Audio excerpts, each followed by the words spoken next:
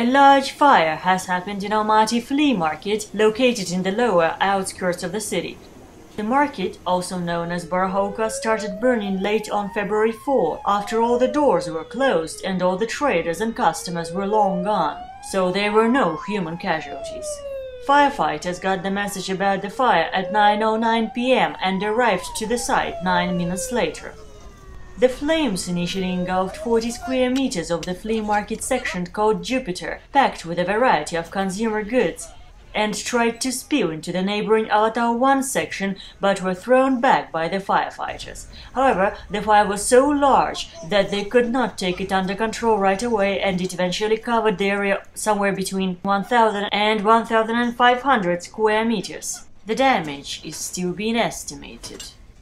This time, the firefighters were using a drone to make an aerial video of the fire and identify the points of the fire outbreak. The police has cordoned off the area to reduce traffic and provide the fire vehicles more space for maneuver. 914 firefighters were working hard to extinguish the huge fire, along with 111 firefighting vehicles.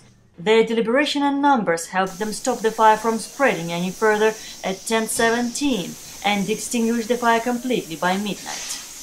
This fire is the first one for Barhoka this year, but far not the first one in the intense series of flea market fires that have been haunting the area in the past months.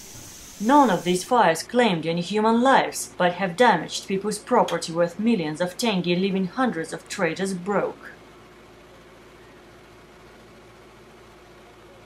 For more news, please visit www.en.tingrenews.kz.